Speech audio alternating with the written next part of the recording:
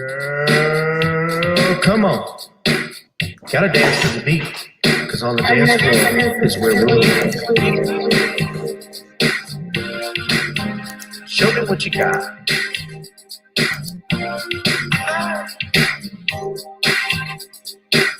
Gotta feel the groove. Feel the groove, get on the floor. Get on. Right now the party's wasted. There's nothing much to do. But once the groove gets started, tell me, what do you have to lose? Just look into my eyes, girl, as we glide across the room. And what to my surprise now, the beat takes hold of you. Now if you're feeling like I'm feeling, so come on baby, let's start dealing. Time to get this party started. Ain't no time for the broken hearted. When the rhythm takes hold of you, there's only one thing left to do. Cause the beat is really moving. Time to feel your body moving. Gotta get on and move your body.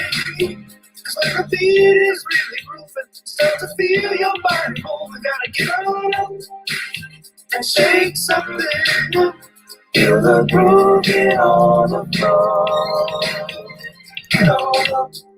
Tell the DJ play the whispers. Rock steady in the mood. Put on earth, wind, and fire. Tonight we're gonna groove.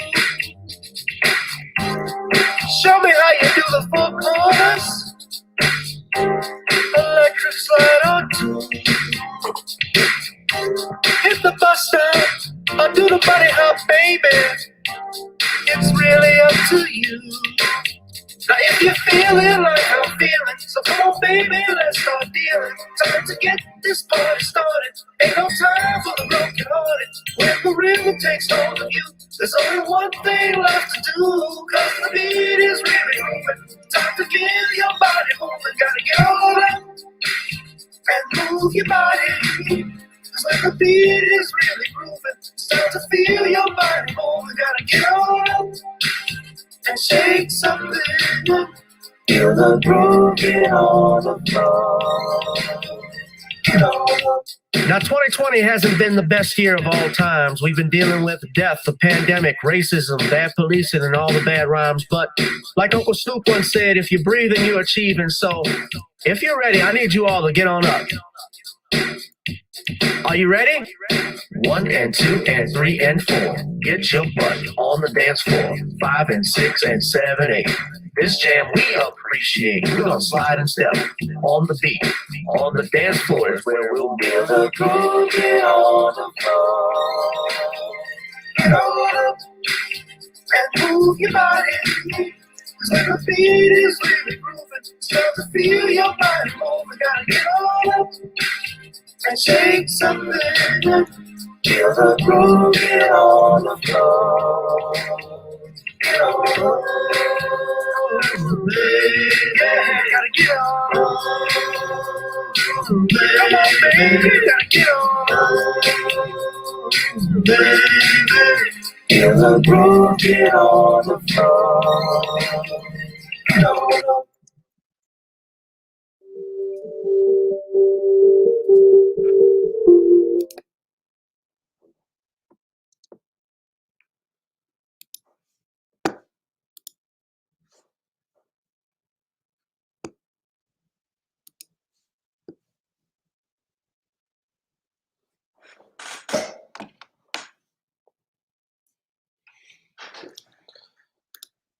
Oh, we're back.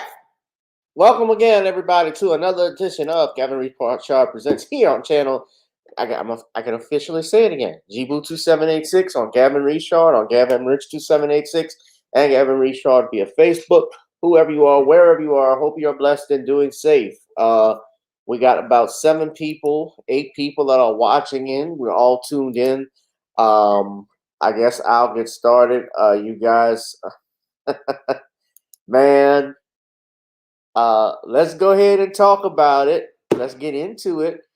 I shouldn't even call this Mayweather versus Paul. I just finished watching the fight. I think a lot of people probably are just looking online, seeing that about the fight and what happened. And wasn't a fight, wasn't even an exhibition. It was more like a WWE event. I don't watch WWE, but I didn't have nothing else to do, so I put the fight on because I'm a big Mayweather fan. I love Floyd Mayweather. He was undergoing a lot of racial attacks, especially when he was fighting Manny Pacquiao. And I believe around that time he was getting closer to beating beating Rocky Marciano's, I shouldn't say beating, but breaking Rocky Marciano's record. I believe he tied it when he beat Andre Berto. But he was going through all of that. And I was a big supporter of him.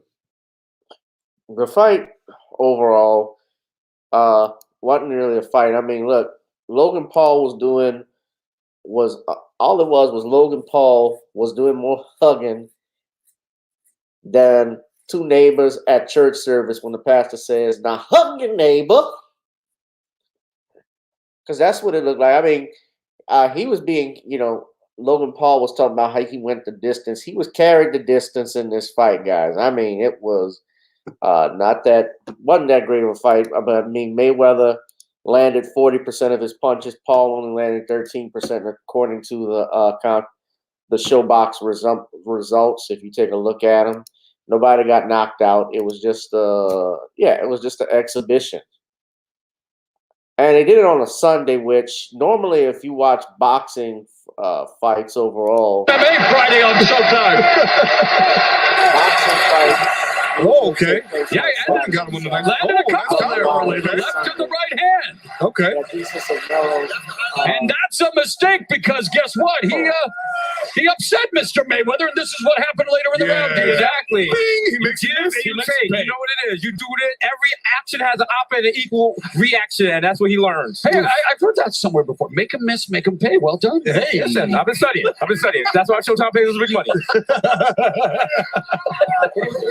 MMA Friday on Showtime. Oh, okay. Yeah, I got one tonight. landed a couple there early. The left to the right hand. Okay.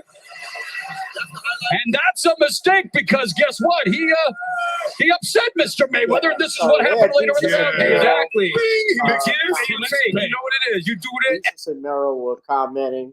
I don't know what to make with those guys. Y'all like them? I don't watch this show too much. They're okay, I guess. But they were commenting the whole night. They were saying, basically, being funny. I think it's to rival Triller with Snoop Dogg doing his commentary on their boxing fights, which is funny because they had Logan Paul on Showtime and Jake Paul is on Triller with his boxing exhibitions that became big, especially during the COVID pandemic. Everybody was trying to make this real, like this guy had a chance. He's bigger than Floyd, and he's younger than Floyd, but he's not no real boxer.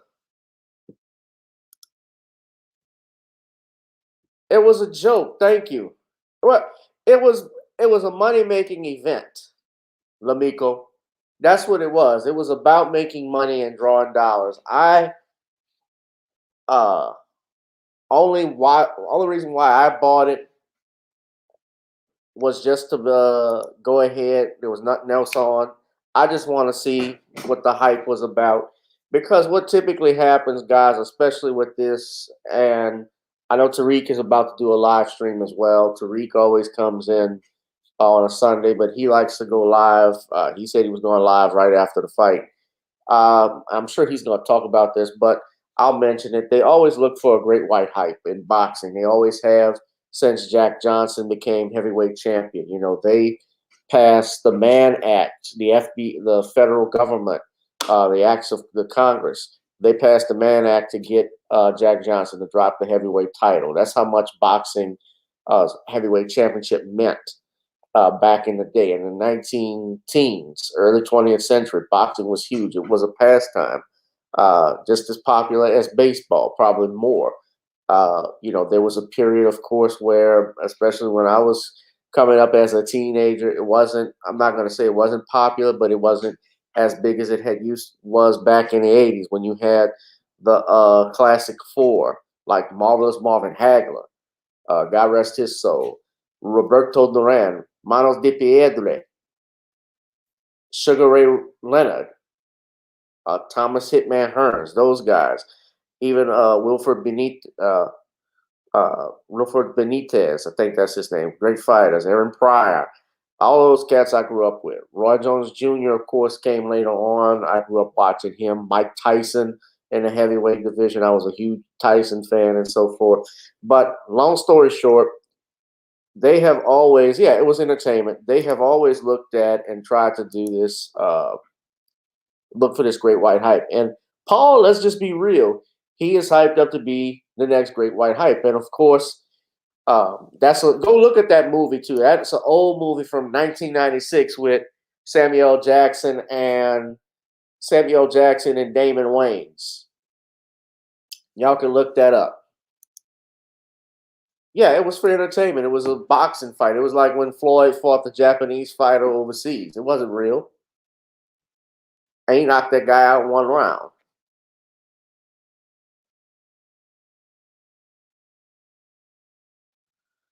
Right. Logan Paul, well, another thing, Logan Paul was getting tired in the middle round. So he has some conditioning issues that he has to work out if he wants to be serious with this.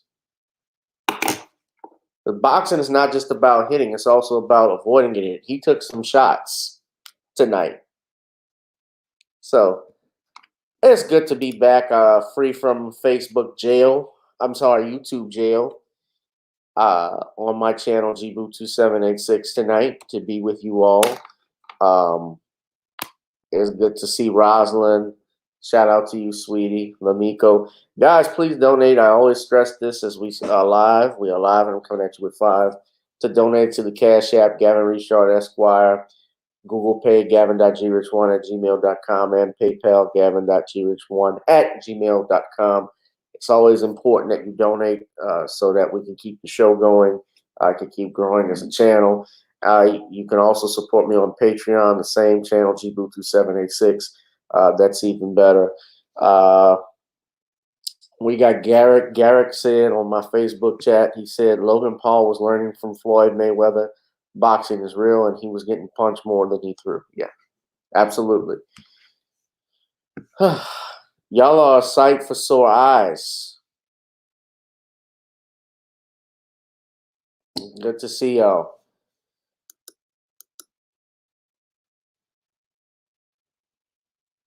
So, yeah, man, but, looking for the great white hype. Yeah, that was a funny, movie. But it was real.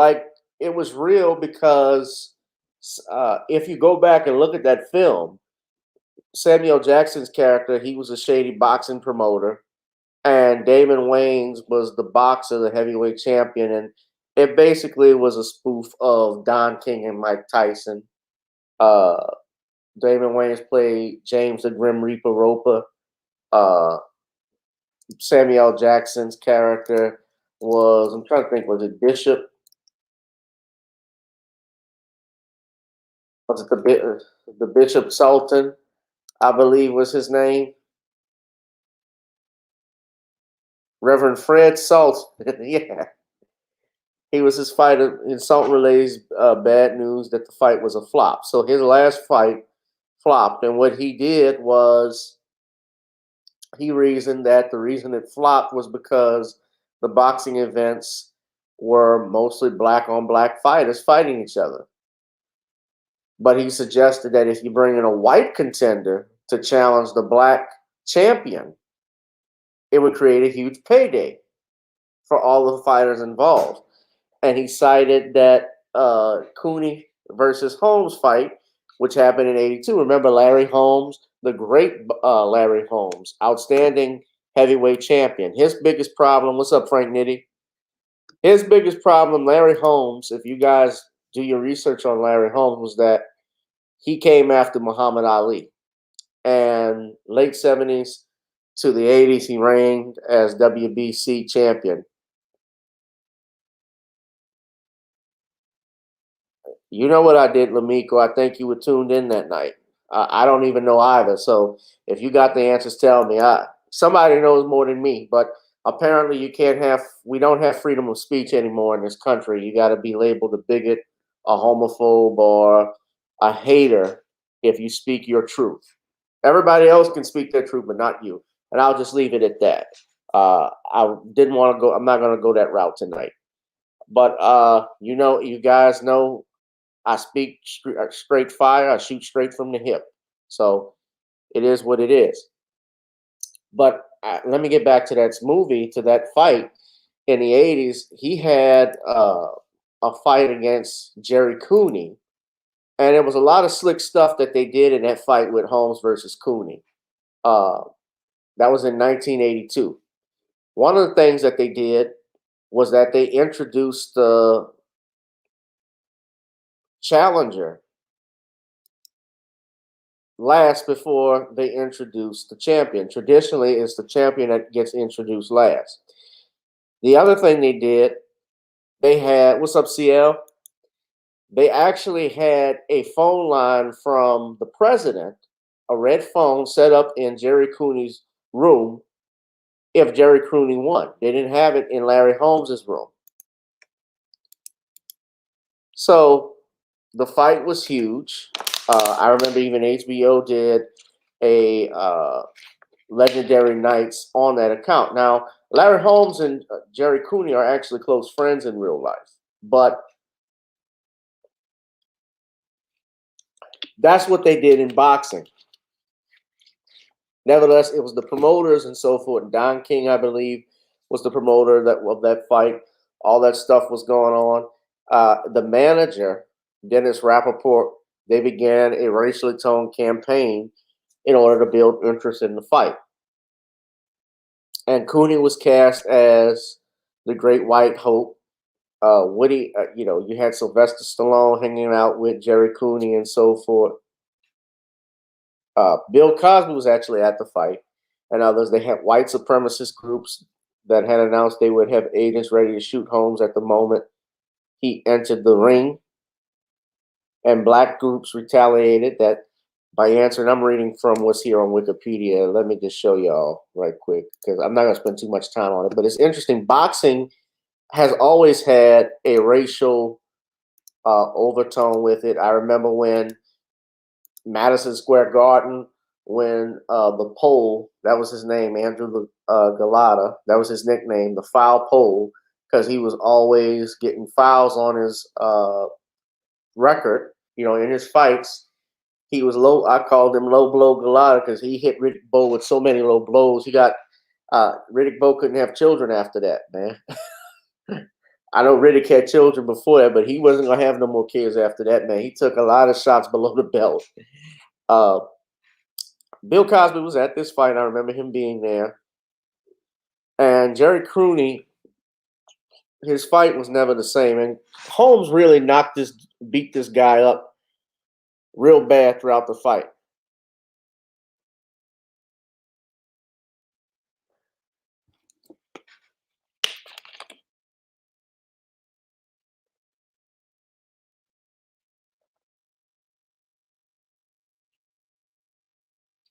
I actually knocked him out in the 13th round. And back then, fights would go 15 rounds. Now they traditionally go 12.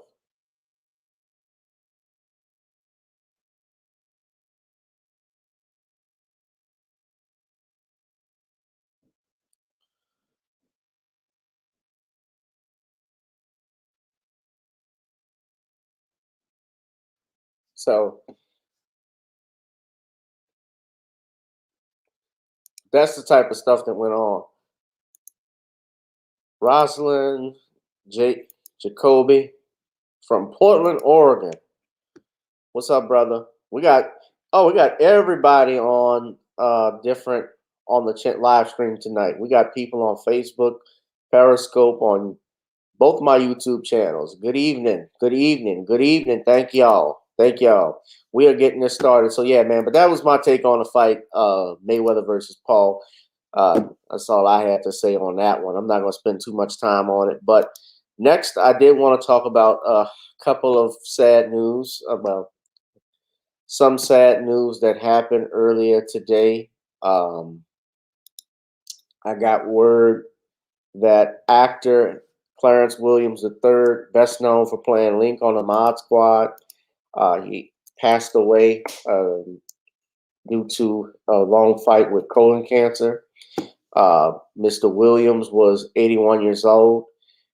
His list, his repertoire includes Purple Rain. He played Prince's dad in that movie. That's actually what I remember him from. But main thing I remember him from actually is a movie that he did. You guys, if you're a 90s kid, you know what I'm about to talk about. No, it is not Half Baked, although he was in that movie, but it was this. First. Shit. How are we gonna get the shit? Woo! We're gonna get the shit now. You do. Look over your mouth. We're gonna get the shit. Yeah, the spiders some shit. Get this some shit. Crazy. Woo! Shit. He played the eccentric Mr. Sims in the original Tales from the Hood. Now, this freaked me out as a kid because, as you all know, Tales from the Hood was the black version of Tales from the Crypt, Creepshow, and a few other horror anthologies, Tales from the Dark Side, and so forth. And Mr. Williams' character, he played essentially the devil in that film. But he freaked me, and let me see if I can find. And apparently, I'm gonna play a clip from Tales from the Hood. This comes from courtesy of the Shout Factory. Let me just say it's being used for commentary purposes only. But this actually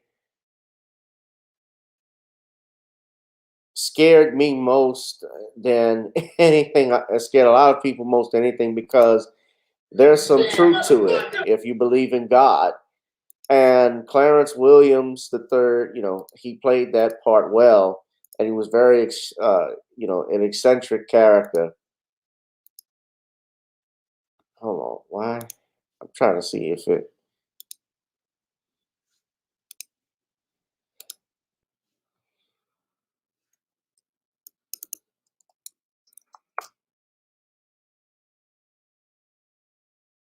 I might get hit with a copyright claim, but let me just state it's being used for commentary purposes only. Under the Fair Use Act of 1976, I am not claiming any money over it. I don't own the rights to it, but let's just see if I can play it right quick. No, what am I doing here? No motherfucker. Holy shit! What the fuck is this, man? This freaked me out. The ending always freaked me out. You know what scared me, Rosalind, was the little Negro dogs.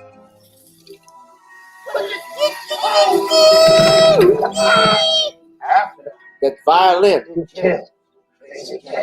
And you know, New Orleans, we got enough plantations around here. I guess you didn't make it. No, I hear this. No, what the fuck you trying to say? Damn, motherfucker. Very motherfucker bullshit. If we did, what the fuck we doing in the funeral with your crazy ass? Yes. Ain't no funeral. Kenny, let's turn it down. Neither. Welcome to hell!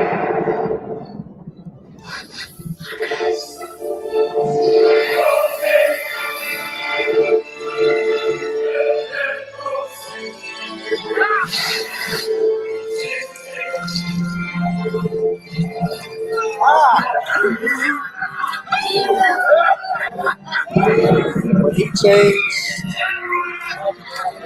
It's not the turn neither. That's actually Clarence Williams in the makeup. He's actually playing Satan. according to the what I saw in the Shout Factory bonus clip, he actually was playing the devil. They asked him about the prosthetics. How did he like it? He said, "I don't." And this statement here, this is actually from Rusty Cundiff. Rusty Cundiff, of course, you guys know he's the director of several episodes of the Chappelle Show. He's also the director and creator of the Tales from the Hood series. He wrote the following. He wrote the following. His sadness over Williams' passing cannot be overstated. His artistry and sheer coolness was extraordinary. I will forever be in his debt for his brilliant performance in Tales from the Hood. Loved working with him. Blessed travels, good sir. Lenny Kravitz on Twitter. Lenny Kravitz. I can't stand him, but I'll read this. When I was a kid, growing up in New York City, Clarence Williams III was a face on TV that I identified with and that inspired me. From the Mod Squad to Purple Rain and Sugar Hill, he always performed with dynamic energy. Rest in power, King. Those are some great words. I have a story. I actually met Clarence Williams III several years ago, back around 2010. He was filming an episode of Memphis Beat that was shot in the New Orleans area, and he was passing by the extras table. So I went up and I shook hands with him. He was a nice guy, a little over 6 feet, very cool dude. I was a pleasure to meet him. I didn't get to talk to him too much, but told him I was a nice fan of his work, and he thanked me. And rest in power, sir. Rest in power, Mr. Williams. Very interesting thing about Mr. Williams here. He was married to an actress by the name of Gloria Foster. Gloria Foster she was the first, what do you call that? What was the role? She was in The Matrix, actually. And she played the psychic lady. The Oracle. That's it. The Oracle. She played the Oracle. And Gloria Foster actually died not too long after making that film. She played the Oracle in The Matrix and The Matrix Reloaded. She was married to him for about 17 years. Mr. Williams she did a couple of movies too. He did Reindeer Games. I remember that movie he did with your boy Ben Affleck when he got sprayed with lighter fluid and blew up. That was funny. If y'all seen Reindeer Games, but he was a brilliant actor. I don't think he's in hell. I would hope not. Just for playing the devil. Maybe it got him a reprieve in heaven. I don't know. I'm just thinking. But he had a lot of television appearances. Interesting how he got the job as Link from the Mod Squad was that he had to learn how to drive. And he told Aaron Spelling, who was the producer, that he knew how to drive, but he didn't in actuality. He had no driver's license. And I believe he was doing the audition, driving the car, and was all erratic and all over the place. And Aaron Spelling confronted him. He said, "Deep Cover." I remember, that was a good movie. I think his Purple Rain movie was great. Now, here's the thing, too. Look who if you read, now here's an interesting connection. Look right here, guys. I'm going to keep talking about this because we talk about with an elder here. This man had a career that spanned over 5 decades in theater, television, and film. He was born into a creative family. His grandfather was a jazz composer and pianist. His father was a musician, and his mother, Ava Taylor, was a singer and actress. He got to start acting on Broadway from a stint as a paratrooper and received a Tony nomination for a slow dance on Killing Ground. I loved him in Hoodlum when he played Bub. Who remembers that? Hoodlum. That was one of my favorite movies. Hoodlum is one of my favorite movies of all time. He played in, he could do comedy. He did I'm Gonna Get You Sucker. I gotta play that. Hold on. That was one of my favorite films.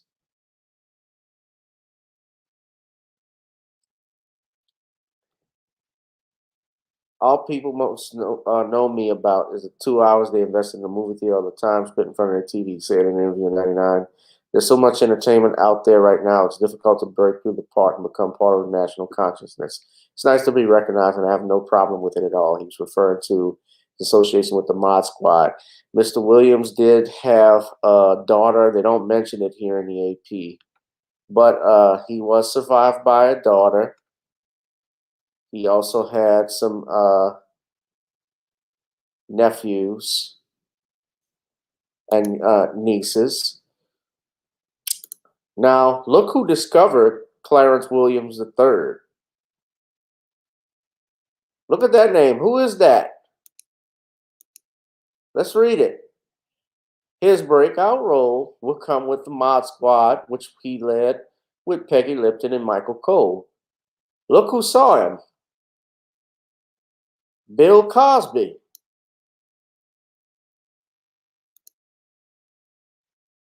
Bill Cosby discovered Clarence Williams. And we say that Bill Cosby never did anything for black people. I wonder what Mr. Williams would say about Dr. Cosby's recent transgressions and what he's gone through in court. But it says here, he appeared on Broadway opposite Maggie Smith in Tom Stoppard's Night and Day in 1979, before getting cast as the troubled father in Purple Rain, which came out in 1984. Director John Frankenheimer would become a frequent collaborator. They first teamed up for his adaptation of Elmore Leonard's 52 Pickup at a time when Williams was not having much luck in Hollywood and crashing on Cosby's couch to keep a roof over his head. He asked me to read for the part of one of the blackmailers, but after only 4 lines, he told me to stop, Williams recalled in 1999 interview. I thought it was all over, but he said, have your agent call me. It will be a 10-week shoot. Thank you for coming in. That was it. This is John Frankenheimer, a great director. So he also appeared in Frankenheimer's Against the Wall, Reindeer Games, and some episodes of Tales from the Crypt. Deep Cover, what you mentioned, Sugar Hill, The General's Daughter, which was a good movie. But he played Bumpy Johnson in American Gangster. But I remember him as Bub from Hoodlum. Man, there's just so many things that this guy did. So I'm sorry to hear of his passing. I'm going to play some more clips because I like to remember.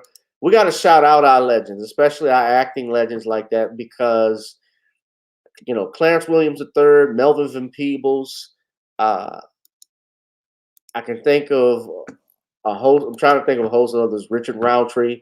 Those guys are few and none now. That list is getting smaller. Our heroes. That's Clarence. That's Gloria Foster. Very interesting. She did a movie with Bill Cosby called Leonard Part 6, which was horrible. A horrible movie. Even Bill Cosby said it. But she did some television episodes with him. She was in the Cosby Show just like Clarence Williams. So he actually was a close associate, or she was a close associate, both of them with Dr. Cosby.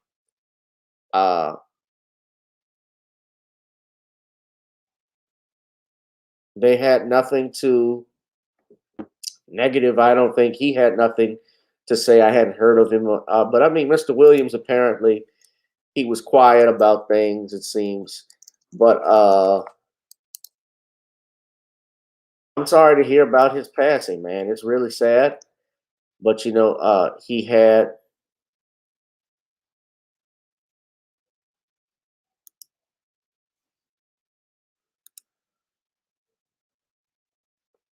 it says here he was survived by his sister. Sandra Pugh, daughter Jamie Phillips, niece Cillian Shaw, grandnephews Elliot Shaw and East Shaw, and grandniece Azaria Verdon. So, rest in power to him. I do. Yeah, he was a paratrooper in the Army, but I'm gonna play a few episodes or a few. You'll be knee deep in the ship. Hold on, I gotta play this though. This is my favorite.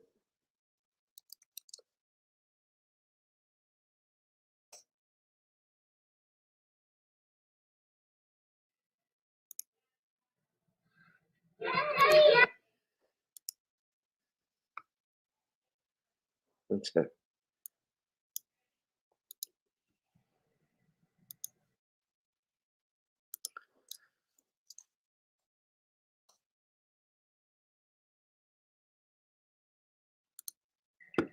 Yeah.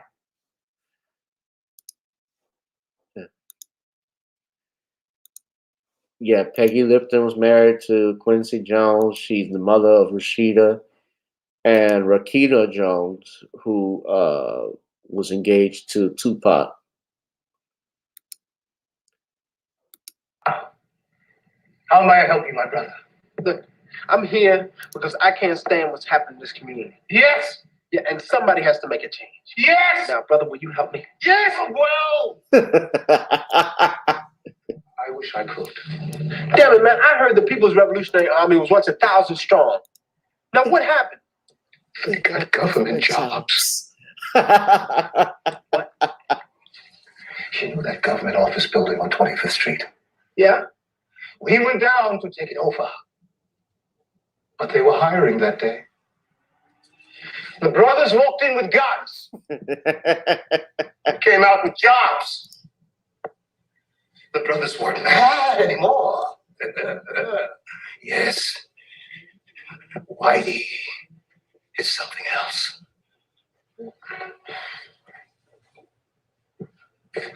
Damn. My great Nubian warrior. Dinner's ready. That's Jan Brady in real life. That was Jan Brady, but yeah, this was funny. Daddy, oh, we're Black King. I finished my homework. Can you watch TV? Let me hear your report. Okay. Abraham Lincoln was born in a log cabin in Illinois. This poor white trash would only become the president of the United States. Yes. Once in office, this white capitalist swine manipulated the freedom of the black man for his own political career. Free brother to another piece of poor white trash, shot him in the head. The end. Woo! Thank you, Jesus. Whitey, I am very pleased. Yes, you and your lovely sister, you may go and watch TV. Go and enjoy.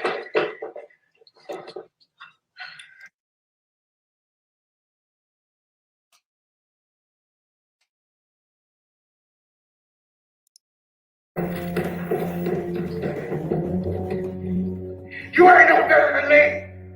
You ain't no better than me.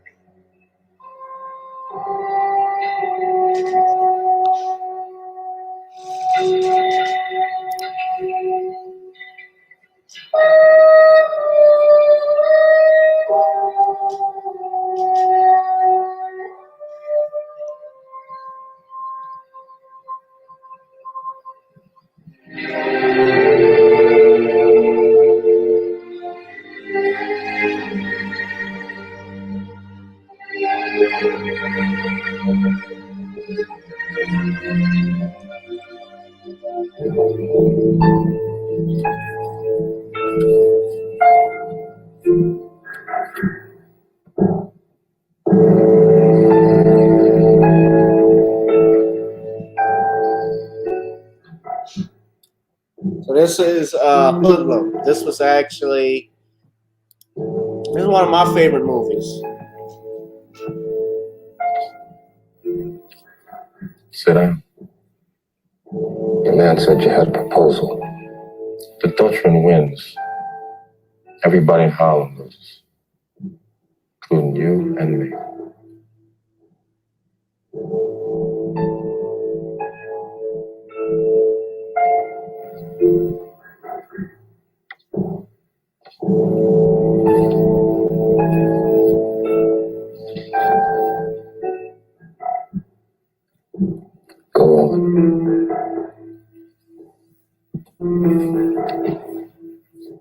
Smoke this over. When I went in the joint, you ran the fiercest gang in Harlem. I come out, you working for the Dutchman. But everything's been going on for the last year and a half. It's not thinking. How the Dutchman get so high up on the ladder? Because he come to Queens still the other night.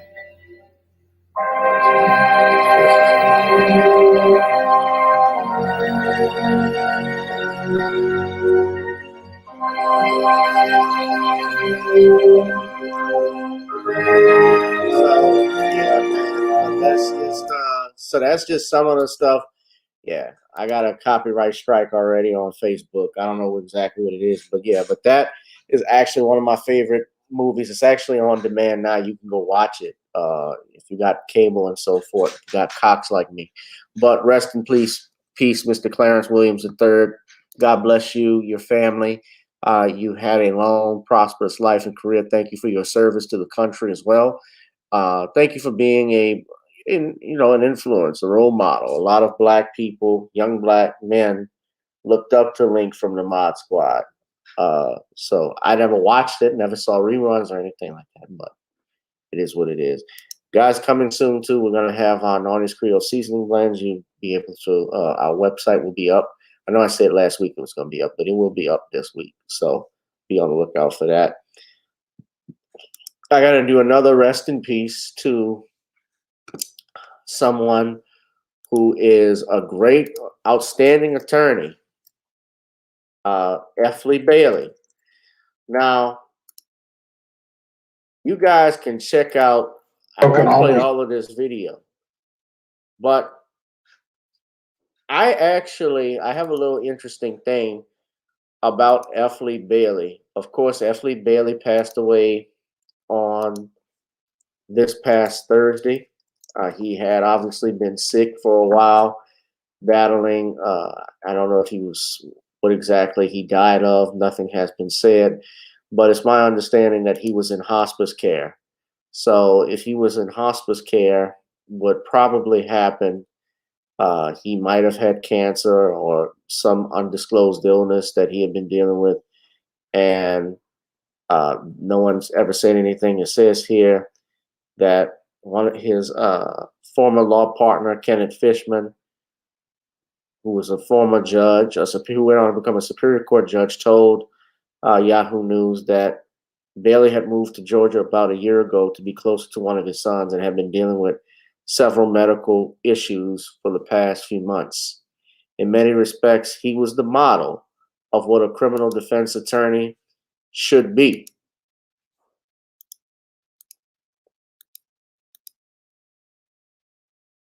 In terms of preparation and investigation. Said Fishman, whose legal association and friendship with Dick Bailey dates back to 1975.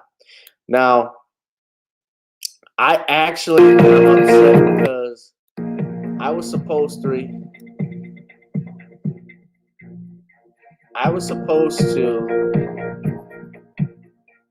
go ahead and actually have Mr. Bailey come on my television channel, my program.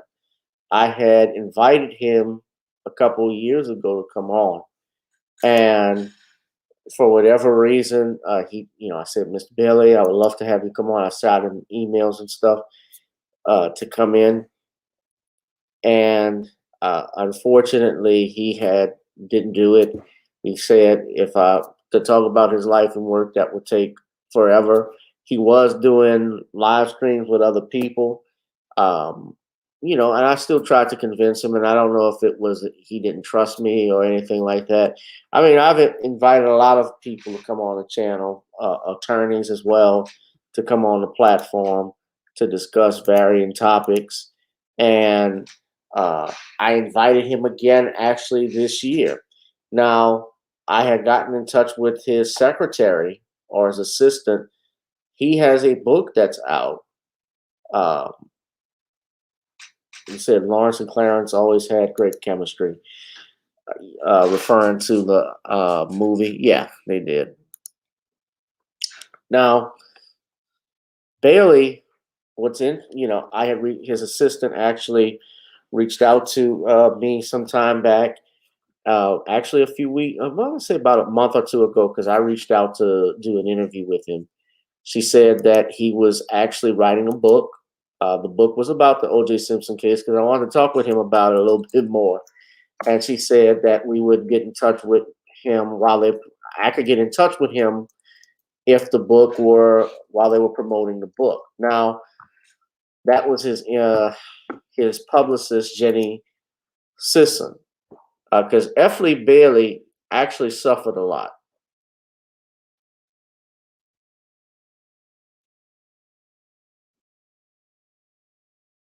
But this was back in April. She said, I anticipate it will be several weeks before he's able to pick up with some of the requests that he's been stacking up. Would it be amenable to you if I keep your note on file and reach out when things loosen up a bit for him? So unfortunately, everything has loosened up, but he's not going to be able to do an interview. But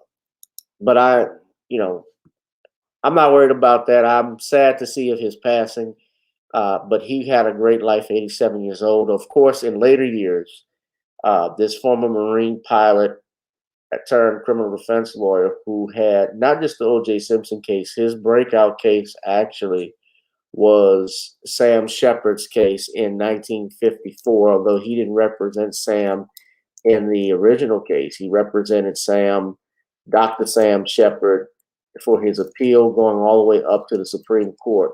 And Sam Shepard was accused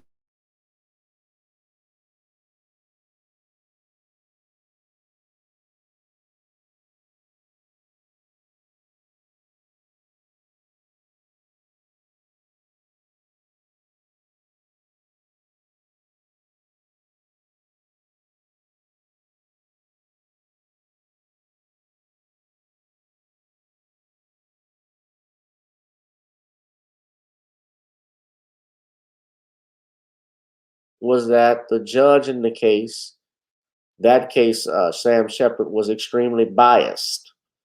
I think I've told you guys about this before because we've talked about it, how the judge actually told Dorothy Kilgallen, there's no doubt about it, he's guilty. This was while the trial was going on. Press reporters being in the front row, taking pictures, covered up all in the press box. You had news articles like the Cleveland Press and so forth that was very vile, essentially calling him a murderer before all the facts were investigated. All of that prejudiced his Sixth Amendment rights to a fair and impartial trial.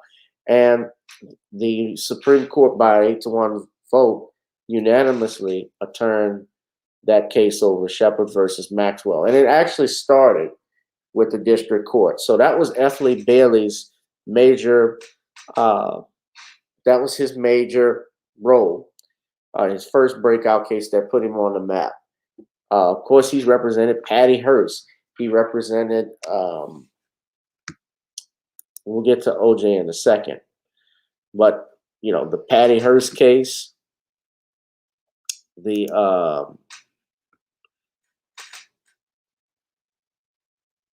Patty Hearst was crazy. I'm not going to say she was crazy, but Patty Hearst, of course, we know what she was about, when she was brainwashed and all this crap. He represented who they thought was the Boston Strangler, but his most popular case, his favorite case that he defended was United States Army Captain Ernest Medina, who was court-martialed for the My Lai massacre during the Vietnam War. And Medina was court-martialed for allegedly allowing the men in his company to murder My Lai non-combatants. And he defended them, and he was acquitted on that.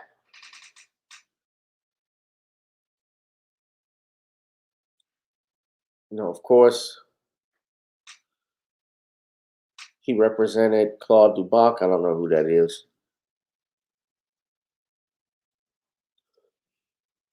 We also have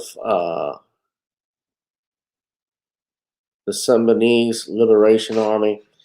So yeah, so that was Patty Hearst. She was the one who said she was brainwashed, but they had her shooting at other individuals. She was one of the getaway drivers and so forth.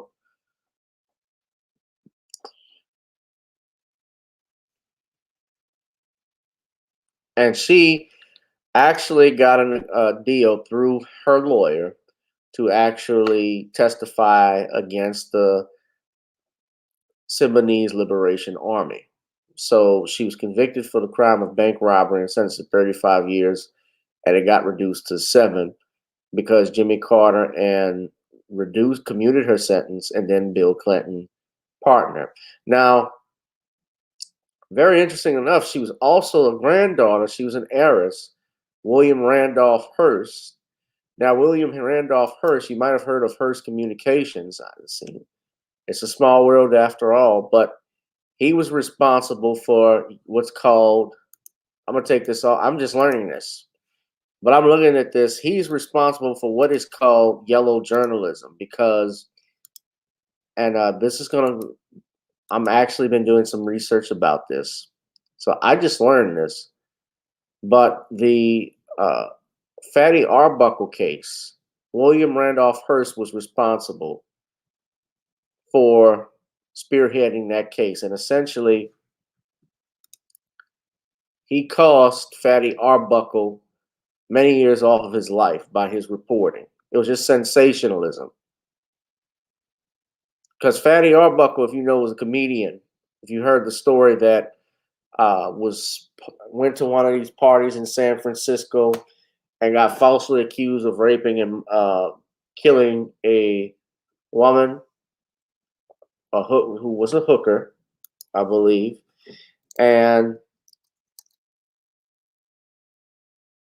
even though he didn't kill her, nevertheless, because of his association with the party and being with the girl, he ended up losing his job. He was a silent film director. He couldn't find work. It got harder for him after that conviction. Yes, the YouTube patrol. I see y'all in the comments. Y'all are going back all over the movies, and I'm on a different topic. But this shows you the power of the media. So I didn't know Patty Hearst was it. I didn't know that, but that was her grandfather. So Hearst Communications, by the way, is still in running today.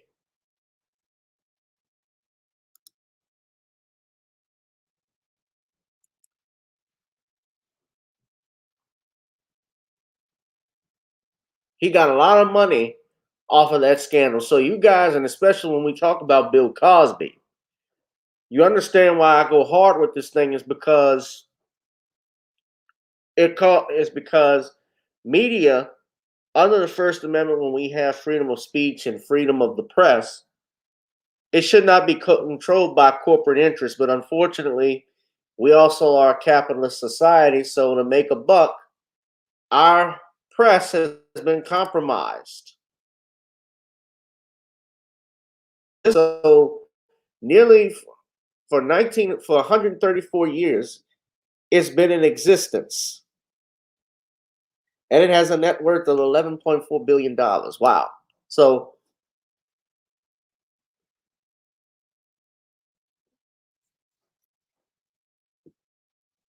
did I study F. Lee Bailey in law school?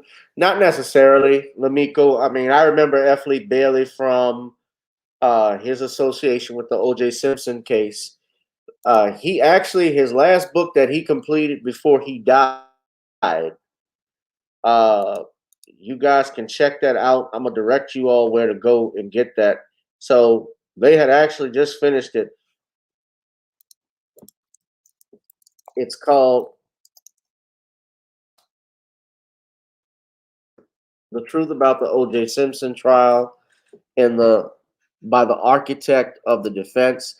I don't think without F. Lee Bailey or Johnny Cochran, O.J. would have walked.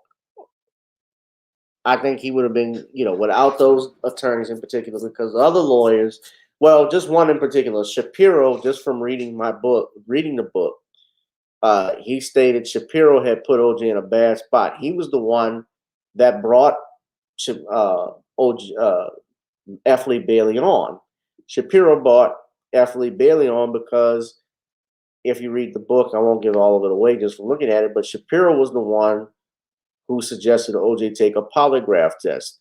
There's a reason why polygraph tests are not trusted and not used in criminal proceedings, and that is because they rely on emotions. Depends on the time it's conducted, when it's given, and especially when you're talking about a day or even 2 days after removed the death of a man's ex-wife, the mother of his children. If he is emotional, then obviously it will reflect in the lie detector test if you ask questions about it. So those things can be manipulated as well. And that's another reason why they're not reliable, why you don't depend on it. Just like even eyewitness testimony, while it's given credence, it's not the most reliable because witnesses' story changes, imaginations come up. They may get their facts and dates incorrect about certain things. Those things take place. But I remember when this man had Mark Furman on the witness stand and exposed this motherfucker, because that's what he was. He was a racist bastard, a white supremacist who, and here's another thing, Shapiro, remember, was the lead attorney when this whole thing started.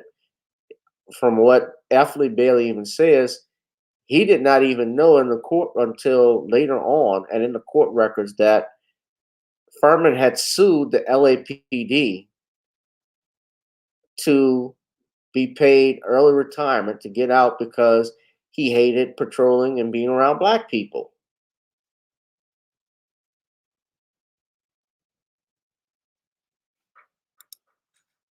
Yeah, Sheck. I met Barry Sheck. He was effective in doing that because they were filmed. And let me tell you a book to read. Read a book by Stephen Singular called Legacy of Deception. And in that book, Singular talks about the blood evidence and how it was planted. Remember, there was EDTA found in the blood samples. My mother, when we were watching the trial, she immediately knew it was planted. I said, "Ma, how you know that?" She says, "Well, I work in a lab, and what we use with the tubing when we draw blood from clients, from patients, there's a chemical that's in the tubing that preserves the blood to keep it from clotting. It's called EDTA. So you can't have that naturally in the blood." Marcia Clark was trying to say, well, that came from in that documentary, that horrible documentary I did with OJ Made in America, which is it was from a prosecutor standpoint. Yeah, it's a preservative for blood. Exactly. That's what I was saying. But in Singular's book, he was a true crime author. He laid out and talked about how they used, how they were able to plant evidence, because even at the trial, the tow truck driver, Ernie Durrell, when he took OJ's Bronco, from the beginning, he said, "Did you see blood in the car?" No. The impound driver, that was Ernie Durrell, he said, "No, I didn't see it." The detective that was there at the impound station, when you get a chance to look in the car, yes. Did you see any blood? No. They testified to all of this, and that's in the court record. 4 different people testified, but if you listen to these people on television, like Nancy Grace, or at that time a guy by the name of Dominic Dunn, they didn't paint that picture.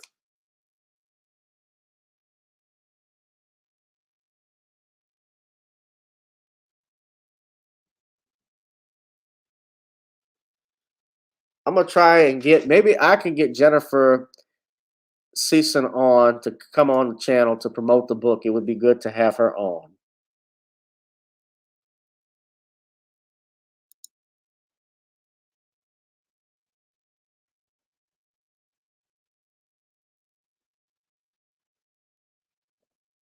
But she helped actually edit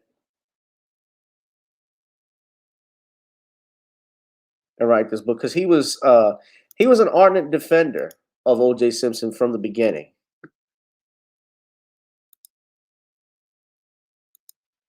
Yeah.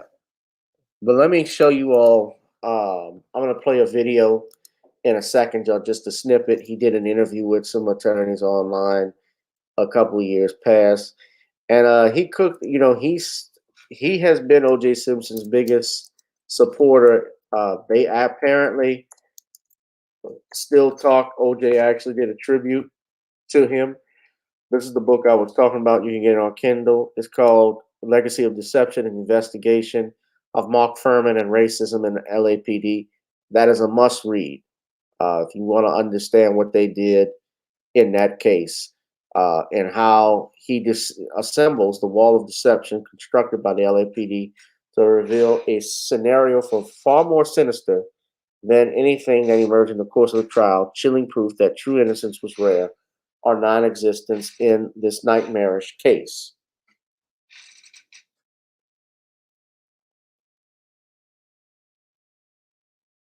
So he infiltrated the lab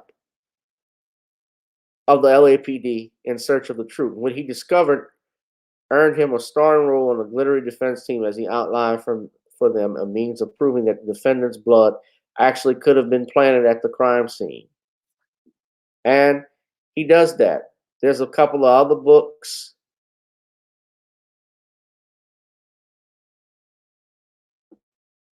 Johnson, Doc Henry Johnson, they have books on it. They've done research on the O.J. Simpson case. I know these gentlemen.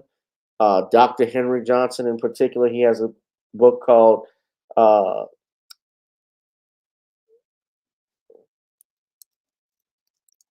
what's that?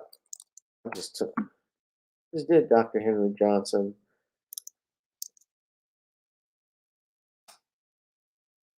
I'm across for blood. That's it.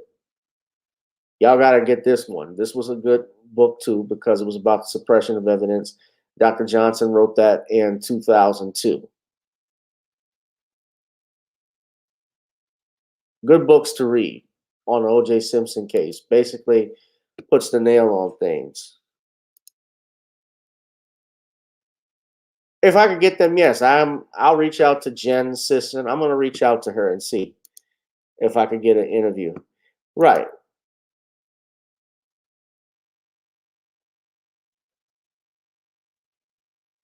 Right? She was killed with a Colombian necktie. According to F. Lee Bailey, he said it was the FBI that put out that report before the defense did. They didn't put out the Colombian necktie theory like they try to make it appear. It was the feds that did it. The feds did it. And what's interesting too is that Nicole Brown Simpson's was dating a lot of shady men. Her sisters was dating mafia hitmen in police protection, the Fiata brothers that testified at court. They testified outside of the jury. Anthony Fiata, go look that up. Brett Cantor, Michael Nigg. If you read Dr. Johnson's book, he even goes more deep into Ron Goldman because apparently Goldman was, from what he reports, an informant for the Los Angeles Police Department. He got busted selling cocaine. And he became an informant for the LAPD, I guess, to get a lesser sentence. And it seems like they may have been out to get him.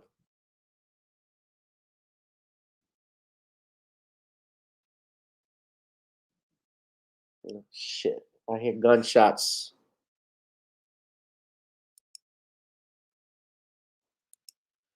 Now, I'm to a point I don't even go outside anymore at night.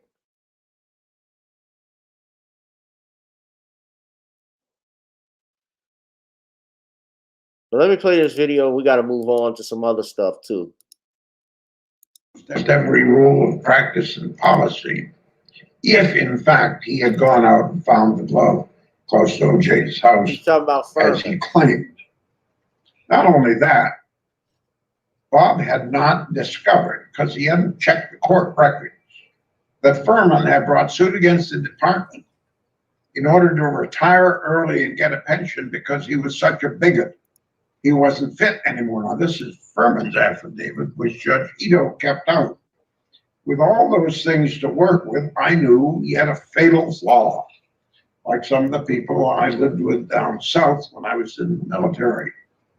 He could not prevent himself from using the word Nigger. All I had to do, I thought, because Furman was the sole link between O.J. Simpson and the murders. They had nothing else of any substance at all. All I had to do to cast doubt on that linkage was to catch him lying.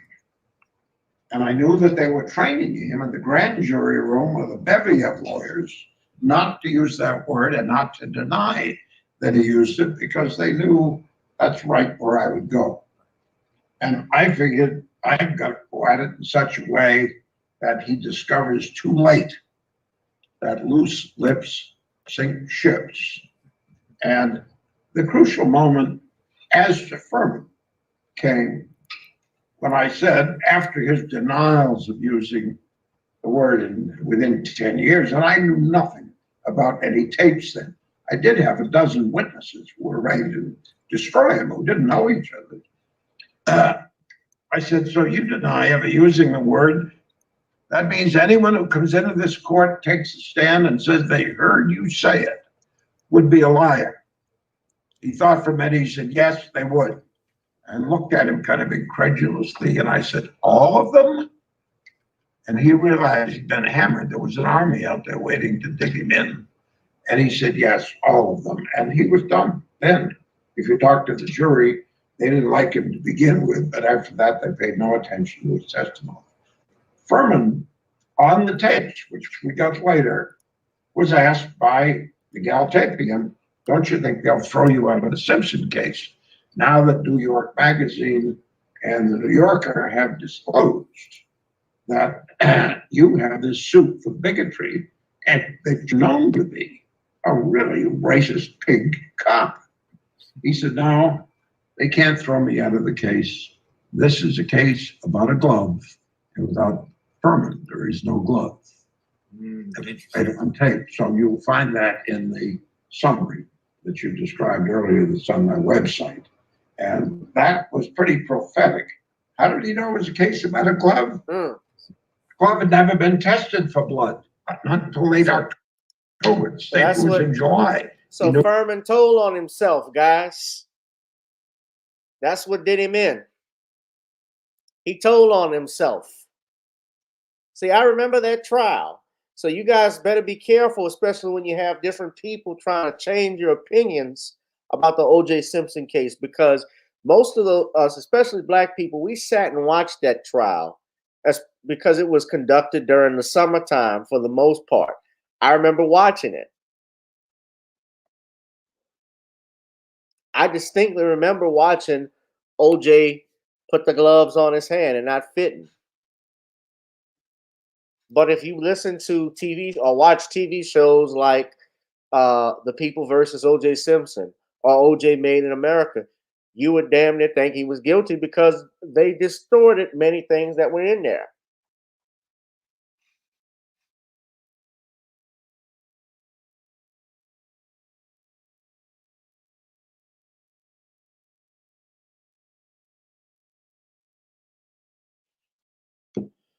But y'all check out. Right, it was the whole case was shady. You're right, CL. And they aired it over soap operas. Yeah, I mean, it put E on the map. Court TV was created because of it. Those things were, the Kardashians were created because of that. OJ put a lot of people in the bank. He gave a lot, that case, the only person who didn't make money from it apparently was F. Lee Bailey, because I didn't play the video a little bit earlier, but he said Shapiro brought him in as a volunteer and he never got fully paid or compensated for any legal fees and never really requested it, because he said, I'm on the case. He was listed as what's called of counsel. It means that you're not an associate with the law firm, But you are, when we say of counsel, if you see those things on a letterhead or at a law office, that just means, and again, I got to clarify, this is not Gavin Richard giving legal advice. I'm just speaking truth to power and just what I know from the law. I have to put that disclaimer. But of counsel just means that you're associated in some way with the law firm. You said, speaking of prosecutors, how did former LA prosecutor Jeffrey Darden become the defense lawyer? Oh, you mean Chris Darden? I mean, well, Chris Darden was a former prosecutor. He went ahead, I guess, was hired to jump in that. I don't hold any ill will against him for, as a fellow attorney, attorneys can work on whatever case they want. This is America. I guess a lot of people just don't like it because of his association with the O.J. Simpson case. But what's interesting, too, about Bailey, and I got to move on, but I want to get to this. If I can play a little bit of the video. He apparently was the one that convinced Darden to go ahead Do it because he brought it put OJ's, from the scene of the crime OJ through the glove. and stuck it in OJ's house to keep himself in the case, and for that reason alone. Interesting. Lee, while we're on the glove, we might as well talk about this a bit. You were tasked with preparing the case, like you said. The glove probably is the most memorable part of the case. The glove doesn't fit, you must have quit. You didn't necessarily make that happen in the courtroom, but you planted the seeds by kind of challenging the prosecutors to have OJ try that glove on. It was your idea. You dared them. They took the bait. Tell us about that. Chris Darden, who was a good enough fellow, but certainly not very secure, had been called in to sit at the counsel table with Marcia Clark immediately after it turned out the jury was large majority of people minorities. And Johnny Cochran objected vigorously, called him everything but a token black guy. But Judge Ito said he could sit if he wants. And we became a little bit chummy. Chris would pass me a note every time he did something, argued a motion, stood up and looked around. And the note would suggest that I should give him a grade of A for his performance. And I usually sent back a C-. And we had this banter going on. So there was a witness on the stand who had been the president of the company that made and sold the Aris light gloves that were found at the scene. And he was putting on quite a show. He didn't really know anything, but he was thrilled to be on national television and doing his best to cooperate with the press. On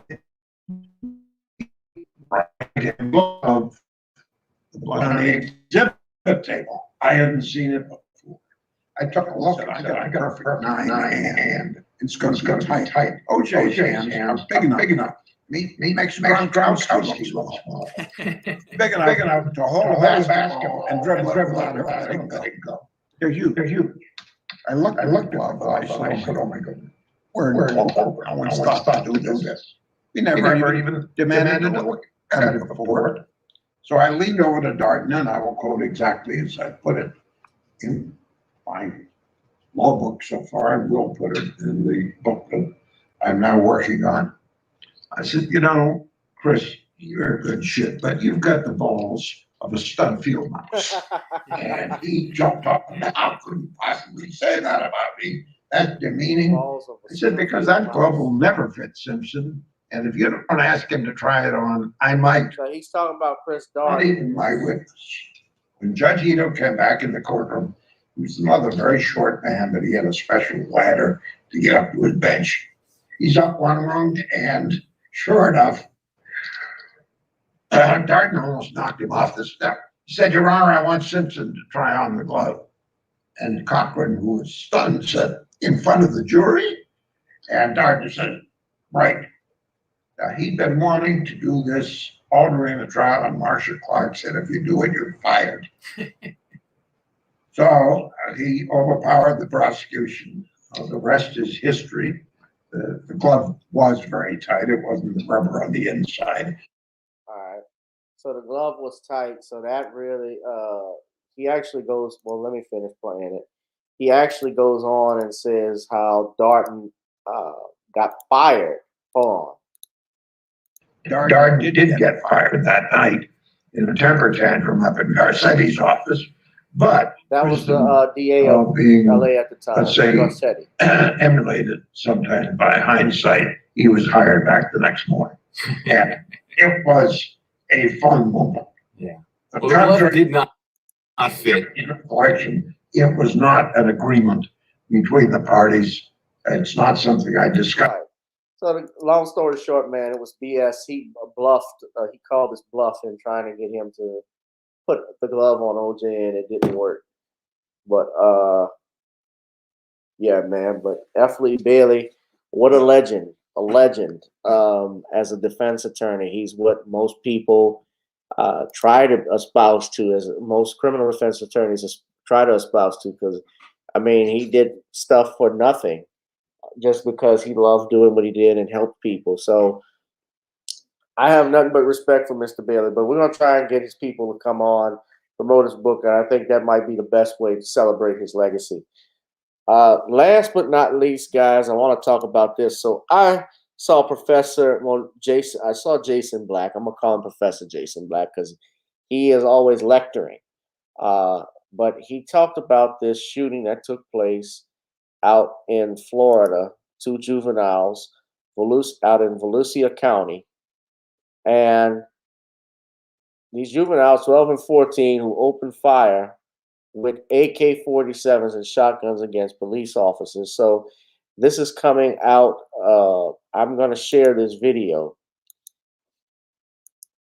It's a perfect example of white-on-white crime. These little thugs and hooligans, we're going to treat them like they treat our children, because when they did Tamir Rice, the way they did Tamir Rice, they brought up his whole background. And yes, these are kids, but you know what? They do this to us all the time. They brought up his parents' divorce record. Oh, his daddy had a history of violence. Y'all remember that? His daddy did this. His daddy did that. Now, this is the body camera footage. And notice they released this body camera footage, I believe, within a day. Damn. Like a day after. So there was no hindering an investigation. There was no, I'm just going to play this video. This was June 2nd.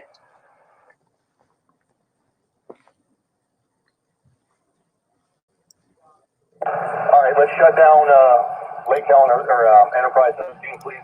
So let's block that off. Everybody make sure you have hard cover.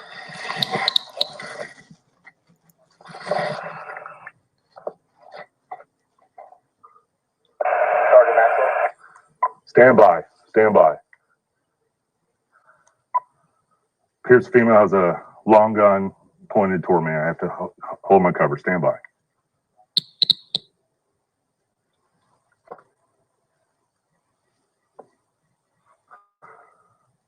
It's either a shotgun or a long gun. Female has it in her hand. Juvenile male looks like he has something in his hand as well. They're at the back sliding glass door on my side, which would be facing the 3. They don't even sound scared.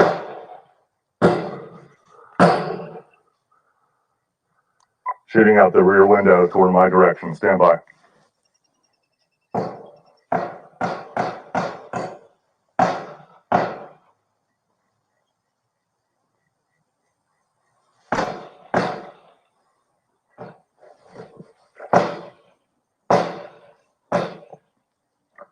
It's coming toward my way. Coming up at 3-5 towards the central. Stand by. They're trying to come out the back door. I'm going to stand by. These cops, he's being shot at. I don't hear him scared. He doesn't sound out of breath, nothing. Okay. No weapons in their hand. They just busted out the window in the back. Stand by. Female has a shotgun in her hand. Stand by. Put the gun down now! They open fire? No. Let's just hold on. Take our time. 10-4. They're shooting at me. Hold it. Hold the air. I'm code 4. She's re-racking around inside the shotgun. All right, let's not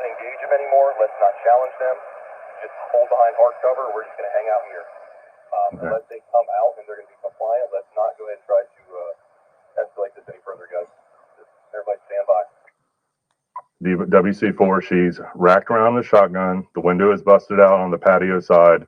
So if she comes out, she's going to have the firearm. Okay, well then you challenge her. But let's pull behind hard cover and let's do everything we can to try to Central, you reading? Juvenile male has a firearm in his hand.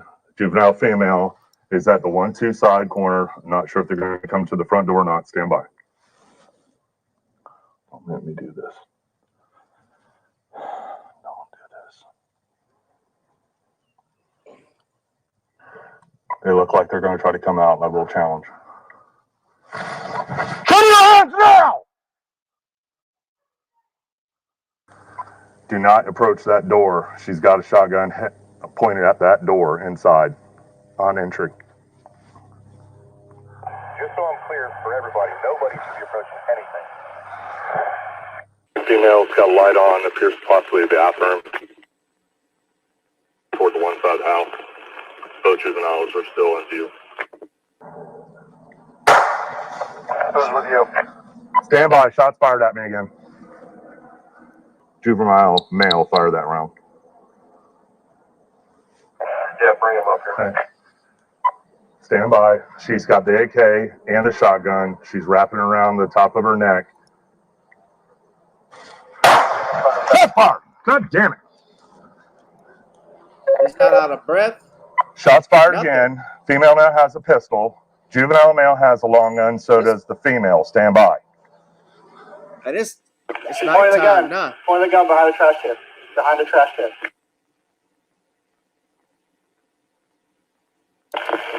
You guys be careful of your phone markings out there by you guys. Power on this. Woo. Smash up the likes. Central, shots fired, LEO, shots fired.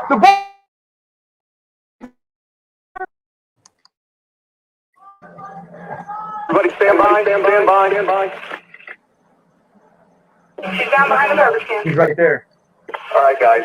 Let's just chill. Everybody hold up. Take a break. Billy, get back to the mark. I think the female's down. Everybody, where's the little boy? The boy went back inside. Come on out! Inside. Come on out!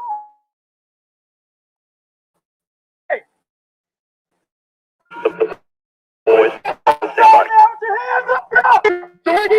Ricky, only you, the female, no, the ground behind.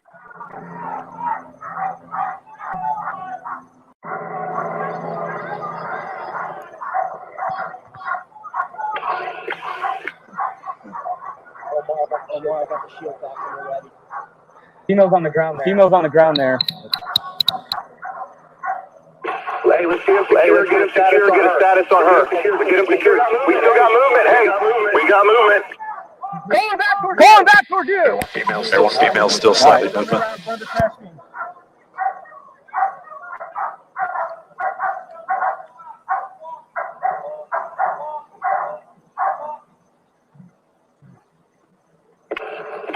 Bello, get him secure. Let's start getting up on her. Get a shield. Let's go up. We gotta get the rescue up here, guys. One is secure. All right, stand by. Advise me secure. Rescue. We need rescue. Central. Go ahead and start. Have a start. Start moving up. Rescue will come up when she's secure. Light her up. With a light. No, but I don't know if I wrapped in the stage. You got eyes on her? Well, let's worry about getting her secure. Rescue's right here in the community center. I had them. Get your hands up! Stop talking. 10-3. Okay. Get up on her. Gray, you get that rifle. Don't reach towards that gun. Step on that rifle. Step on that shotgun. Go to the house. We need some coverage on the house. Clear her. Get clothes on. You got the house. Okay? You got the house. Get clothes on. Get clothes on now. I got the shotgun. Let's go to the shotgun. Get off her. Keep the gun. Okay. Hey, stop. Relax. Get that shotgun out of here. All right? I mean, yes. All right, ready? They've had all this shooting going on. Whoever's got a head kit, some kind of head kit. In the garage. Don't ever want to be. All deputies are code 4. Don't ever want to be. Bello, we're going for his head kit. All right, tell them to step it up. Calm. Real calm after being. Take your belt off. Where's she headed? All right. What you got? Hold on, where's that? Hold on. Stand by. And these kids supposedly they ruined it because Stand by. wanted to go out like Stand by. I'm just a quote that I read. Pull it. Hey, what's your name? Whip it. What's your name? Come on, sweetie. What's your name? They wanted to go out like Grand Theft Auto. All right, Nicole, stand still. Stand still. Hey, watch it. That's I what need the some. court- Where's she hit? That's what they're Show me saying. her injuries. Where she is. She's fucking shot. The 12-year-old Okay, hold said. on. The right arm. All right, And he stay actually still. made it appear Nicole, in listen to court. me. He had the Nicole, stand AK-47. still. All right, The give me your homeowner knife. was stopped with an Give me your knife. AK-47, a Hold up. handgun, and a Hold up. shotgun, and a large amount of ammunition. Stay So, still. Let's go. Grab her. No, let's go. Let's go. Let's throw her in the how do you think they got that? that? Since they want to talk about our kids, our parents, their parents, and bad parenting. Oh, these were apparently not some good parents.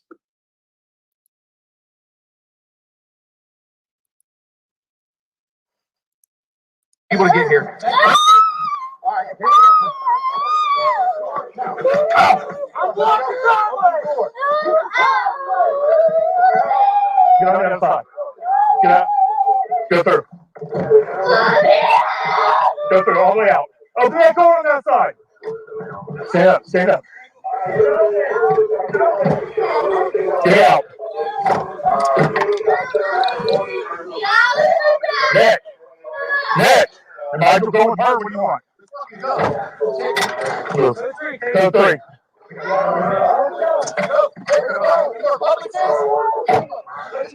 Here, let me get out of your car. Get out of your car. I got it.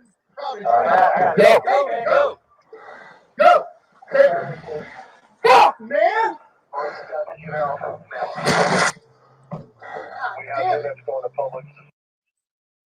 Yeah. So then when you listen and juxtapose that with what happened at this press conference where this sheriff, Michael Chitwood, I think I'm saying it right, he goes off on this tangent. And I'll play it. Y'all, we having a long night. This is a 6-minute video. This all begins at around 5 o'clock tonight when one of our juvenile homes, which is a complete failure and a disgrace to the juvenile justice system in the state of Florida, a place called Fumpsh, a 12-year-old who is a severe diabetic who has to have insulin every 4 hours, runs away. And he runs away with a 14-year-old. That 14-year-old that he runs away with, you may remember, over the last year or so, stole a bunch of puppies, gets put into a halfway house in Flagler County, burns the home down. So what do? They send her to Volusia County because he stole a bunch of puppies. Bunch of puppies started all of this. Where are you, Peter? juvenile justice system works so well here in the state of Florida. So now they're reported missing. So the deputies in the Deltona area go out looking for this 12-year-old and this 14-year-old because the 12-year-old is insulin dependent, and the 12-year-old, if he doesn't get his medication within 4 hours, it's going to be a critical medical emergency. So every time the deputies encounter these two little desperados, they run from us. So at around 7:30, 8 o'clock tonight, deputies are out on the bike trail behind this home when a passerby flags them down and says, I happen to hear a bunch of breaking glass at a home. So the deputies walk up to the home. They discover that there's forced entry to the home. And the amazing thing is they don't do what I would have done. I would have walked in because I have an eyewitness telling me two juveniles just forced their way into the home. They take a step back and contact the homeowner and say, should anybody have access to your home? As resources are pouring in to surround the property, the homeowner says, nobody should be home, but I have 3 firearms in the house, an AK-47, a pump shotgun, and a handgun, and 200 rounds of ammunition.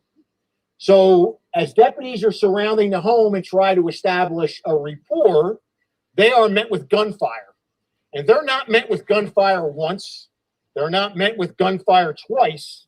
They're met with gunfire multiple times. At 8:28, one of my sergeants, who was the first to arrive, Sergeant Donnie Maxwell, takes fire multiple times, never returns fire. At 8:31, one of our units reports they're being fired at by the 12 and the 14-year-old. At 8:33, another call comes out from another group of deputies surrounding the home saying that shots were fired. At 8:40, the 14-year-old emerges from the property and threatens to kill Sergeant Maxwell. At 8:54, the juvenile male, armed with an AK-47, opens fire on deputies. Eventually, after all this goes on and we try to de-escalate, we throw a cell phone into the house to try to talk to them. The 14-year-old comes out of the garage with a pump shotgun, levels at the deputies, and despite warnings to drop it, she walks back into the garage. Tamir Rice wasn't even given a chance for this, guys. Now, different facts and circumstances, of course, different cop. But we know that we are often treated much differently from other groups. And these guys, Tamir had a damn toy gun. John Crawford, when he was in Walmart, was walking with a BB gun. And in Ohio, it's an open carry state. That's the thing. These two were in open carry states. They were playing with toys. One was walking with a rifle in a Walmart, a toy rifle that he had picked up and got killed instantly. The other was shot instantly in a matter of seconds. And these thugs and hooligans were using live ammunition, live guns. These are not toys. An AK-47 and a shotgun is not a toy. Fired at these deputies, and not once were they attacked, and not once were they hit. And Sheriff Mike Chitwood, as you hear, Chitwood has a good name to it. Chitwood. Mike Chitwood is upset. Now, I'm going to play it further, and you're going to hear what he has to say. How he comes ties back it a back second time, and that's when deputies open fire after taking multiple rounds. After they wound her, they automatically transition to try to save her life. Apply tourniquets, get first aid in here. They confront the 12-year-old who is still armed with the AK-47 in the garage. After about 30 seconds, he decides to drop the firearm. I don't know what to say. Where have we gone wrong that 12-year-old and 14-year-old think it's okay to take on law enforcement? What the hell is the Department of Juvenile Justice doing, sending these kids to places that can't handle them? We talk about juvenile justice reform. Deputies did everything they could tonight to de-escalate, and they almost lost their lives to a 12-year-old and a 14-year-old. If it wasn't for their training and their supervision, like I said earlier, I would have walked right into that house. Hey, two kids broke into a home. I'm going to go in and arrest them. Somebody would have ended up dead. So I don't know what more to say. You know, we'll release the body camera footage tomorrow. The information that I gave you tonight is preliminary. It's based on radio transmissions. It's based on computer dispatch calls. And it's based on the original supervisors that showed up at the scene. I don't know where we get the men and women that respond to these incidents, to do what they do, and do it with bravery, do it with courage, and do it with trying to protect the sanctity of the human life. But they took rounds, multiple rounds, before they were left with no other choice but to return fire. And again, a 12-year-old and a 14-year-old.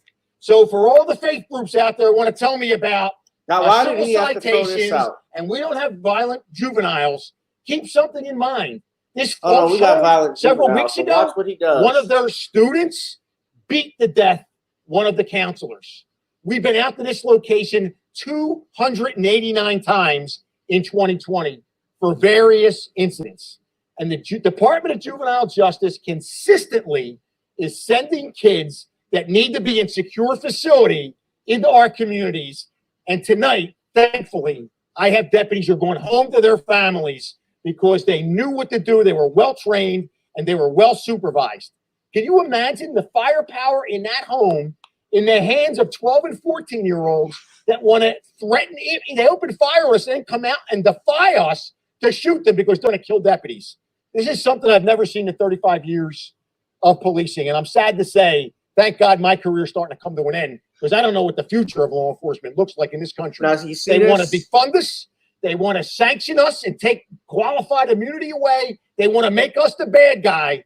And yet you have 12 and 14-year-old thugs that want to shoot it out.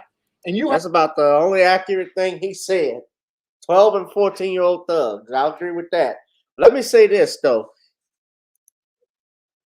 This has nothing to do. The reason why, as most of you all know, people are calling for the defund the police and removal of qualified immunity is because, well, first off, let's start with this.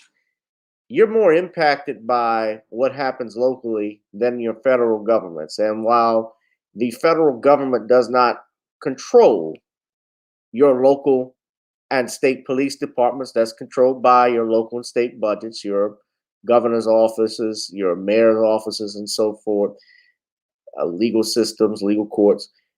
Where the feds step in is that they actually give monies, and this happened in Ferguson because they gave weapons to police officers. There are grants, there are programs, there are fundings that are given for, and they give this money, these weapons and so forth, like tear gas that you see that's used on protesters, the new weapons, the trucks and cars that they have, the firepower that comes from the feds. The feds have approved some of that. The reason why people are calling for an end to qualified immunity, Sheriff Chitwood, is because white children who are armed with AK-47s and shotguns using live rounds are treated completely different than black children who are even unarmed. That's what it boils down to. I'm not a fool. I'm not saying that police officers a world can't have a world without police officers. I'm not that stupid. You have to have law and order in society, of course, because without law and order, without rules, this whole thing would go to shit. And I have my issues with Black Lives Matter. I don't support Black Lives Matter because they stand on the blood, the bodies of dead black men, and their agenda is to push an LGBTQ front. I say push, and their agenda, but their agenda is LGBTQ, not Black Lives Matter. You're absolutely right, talking and grumbling. They had nothing to do with what happened in this situation. You guys could have opened fire, killed those kids, and it would have been legally justified if they were black. Even if they were white, you could have been legally justified. But just like what they're doing, the media, and the downside to this is they're not talking about this as much. This is not on CNN. I don't watch CNN, and I can't say it is, but I don't think they have covered this as much as they have covered Tamir Rice or John Crawford or Freddie Gray, Michael Brown, whoever. So how does he get from that? You did everything right for the first 3 minutes talking about what was going on, except you talked about the fact that they were nowhere that they were, I'm not going to say they weren't threatened with their lives, but nowhere in the video were they scared or frightened from looking at the body camera footage. And then on top of that, you try to link it to organizations talking about defund the police and end qualified immunity, which I don't see had anything to do with this part. You haven't seen this crime scene yet. The deputies had nowhere to hide but trees. There was no cover other than their vehicles and a tree. And any of you that are listening to me know an AK-47 is going through an engine block, it's going through a car, and it's going through your bulletproof vest.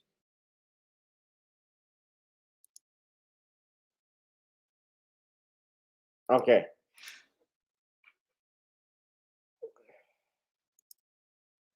I'm gonna tell you this much. I've done some shooting with guns myself. It is, you know, and Professor Blacktroop was talking about this. A bullet, of course, bullets can go through car doors, through windows. It has no name on it. But for it to go through an engine block,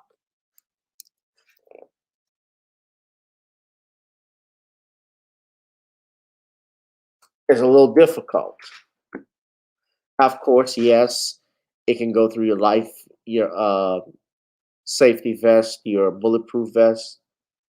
That can happen depending on the strength of it. AK-47s, the ones that they have in the United States, they shoot the same round, just like an AR-15, which is a 22 bullet.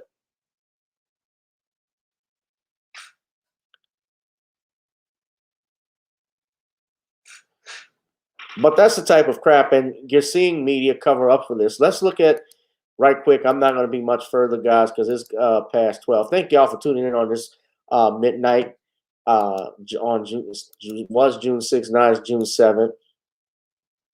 But this is ABC News. And 2 children, ages 12 and 14. The boy and girl armed with powerful weapons. Authorities say Now, they don't show their videos. Deputies. And a deputy can be heard saying quietly to himself, "Don't make me do this." ABC's Victor Kendo with the images. They don't show their tonight, and we warn pictures. you, they are disturbing. They didn't do this with Tamir. Tonight, our They didn't do first this with look at Trayvon. deputy body camera video from an almost unimaginable standoff. Appears female has a long gun pointed toward me. Juvenile male looks like he has something in his hand as well. That's a Central Florida deputy taking cover behind a tree as a 12-year-old boy and 14-year-old girl open fire from inside a house. Don't let me do this. Don't do this. The Volusia County Sheriff's Office says the 2 kids, one of them diabetic, ran away from a children's group home Tuesday evening, then broke into the house and armed themselves with the homeowner's guns, including a shotgun and an AK-47. The kids refusing to surrender. The sheriff's office says when the girl came out of the garage, firing the shotgun in the deputy's direction, that's when they shot back, striking her. Helicopter video capturing the gunfire. They did everything humanly possible not to engage them because they were juveniles. They took gunfire. Keep your hands up! The boy quickly dropping his weapon, obeying commands. Step on that rifle. The video is blurred as they approach the girl and try to help. Hey, what's your name, sweetie?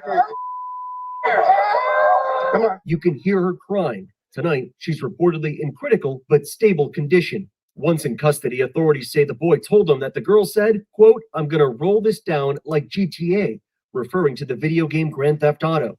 The girl's father, who currently does not have custody, telling our affiliate WFTV he's shocked. I can't believe Blame the that my daughter parents. had a shotgun and she was shooting at deputies. What's his divorce And the record? sheriff says they were called to that Why he doesn't children's have group home custody? 289 times just in the last year. That home calling what happened tragic and saying that they are temporarily suspending their emergency shelter care program that those kids were a part of.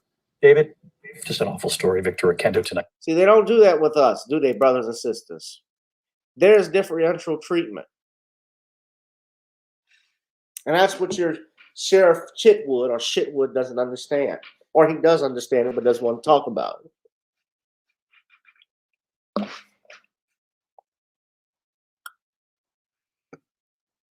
But that's the type of stuff we deal with. So we got to keep on pushing. We got to keep on fighting. We got to keep bringing stories like this and spitting real truth. I want to thank all of you. Please be sure to check out that website by Tuesday. I think I'll have it up. I'll have the link for you all to go order a bottle of Narnia's Creole seasoning that I'll send to you all to try it out. That's coming soon. I also ask, of course, that you buy my single, Gotta Get On Up, G. Rich Lamico. I know you're a big supporter, man. I appreciate you for coming on. I appreciate all of you. I want to send a special shout out to Shaq. Shaq from the Judge Joe Brown show. I was trying to get Judge to come on tonight after the fight. He said copy that, but he doesn't always practice what he preach. You can't expect the Judge's schedule is not always set in stone, so something always comes up with him, and I know he's getting ready to do a trip somewhere. Yeah, but it was political. Um,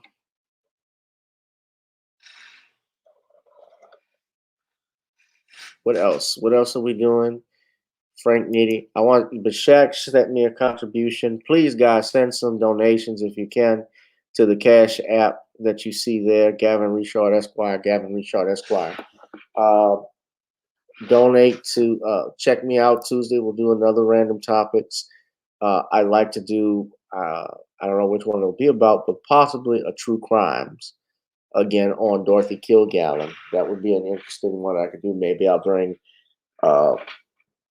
Alan Near back on Tuesday to see. I haven't decided yet, but man, it's Monday already, so it's like 2021. We're halfway through, so that's saying something, man. We're already in June, so I'm trying to make the most of 2021, get stuff done that I want to do and accomplish while I'm still young. I'm in my 30s. I want to enjoy my 30s and look back and say, I did that. I wrote a song that's released on iTunes. I did that. I actually have some more music that's coming in. I have my own Creole seasoning line with my family. That's something else I'm doing. I just go out there and do it. Don't let anybody turn you down. Don't let anybody tell you what you can and can't do, guys, because it is possible. At any rate, y'all, that's it for me. It's been another edition of Gavin Reshaw Presents. Shout out to all the people that have been in the chat, that have stood with me on this late night. I know y'all on the East Coast, like Rosalind, she's out in Philadelphia. Shout out to her, Frank Nitty, Trev. Jaleel is not. I guess Jaleel is not here. He might have been here earlier. Computer Robots, I see you. Al Show. I don't know if Al is new, but Al was dropping some gems here, man. Shout out to Al, everybody. CL Smooth, shout out to you, brother. Please subscribe, y'all, if you're not. Please subscribe. Smash up the likes. Smash up the likes. Comment. Do all of that stuff. We're raising hell on YouTube. And I will all see you in the next one. We're back. Until next time, I am your humble host, Gavin Reshaw, with Gavin Reshaw Presents. Oh, and a special shout out to my brother. I gotta say this. He had the special going on for Jimmy Lunchfoot. Brother Ron Hurd of We All Be News. Shout out to him.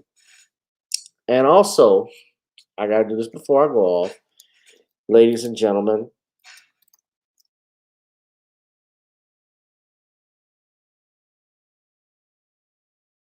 happy birthday, Mom. My mother, my beautiful mother, today is her birthday. Today is her birthday. Of course, I won't say how old she's going to turn. No, I'm not that stupid to mention a woman's age on the internet and for her to find out and kill me over it. But my mother, Viva Richard, Viva Duplessis Richard, I love you. And I want everybody to sing this with me. Happy birthday to you. Happy birthday to you. Happy birthday, dear Mama. Happy birthday to you. And many more. Happy birthday, Mom. Love you. I'm trying to see why I was trying to show a picture of my mom for y'all. And this damn thing, I don't know, something going on with my StreamYard when I'm trying to share stuff. But, oh, butterflies. Thank you, butterflies. Happy birthday. Thank you. Thank you, Tella. Happy birthday. Hold on, let me see. I might be able to get it up. Hold on.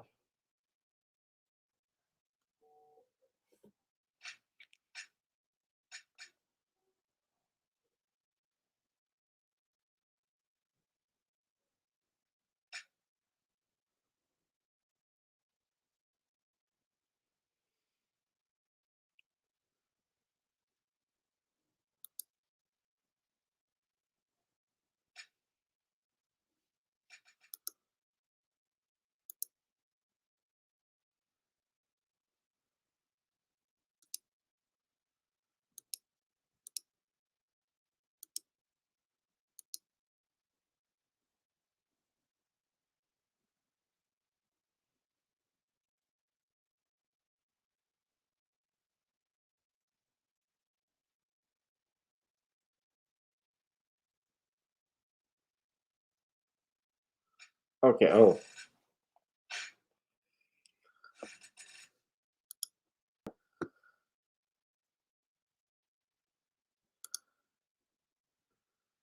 All right.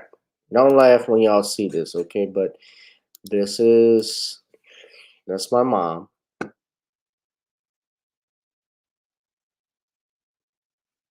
So y'all, my mom and dad, when I was sworn in as a lawyer, that was my swearing in ceremony. So I was fatter then. But mom, happy birthday. I love you. And thank you for giving me life. Although dad had a role in that as well. She is beautiful. I have other pictures of her. Let's see.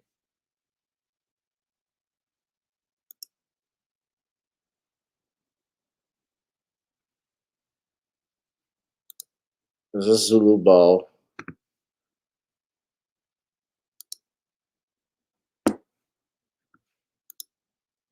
I'm gonna tell her that butterflies, you make salt taste like sugar, baby.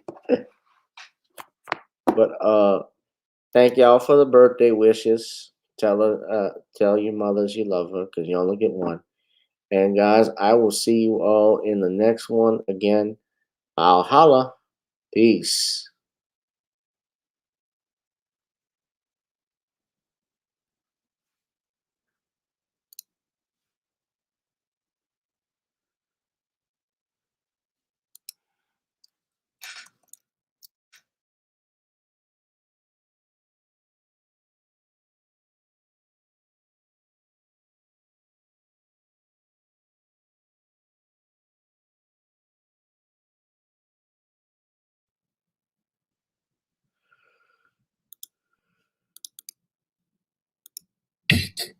Girl, come on.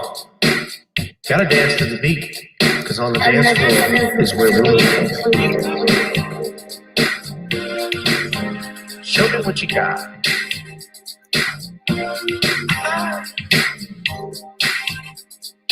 You gotta feel the groove.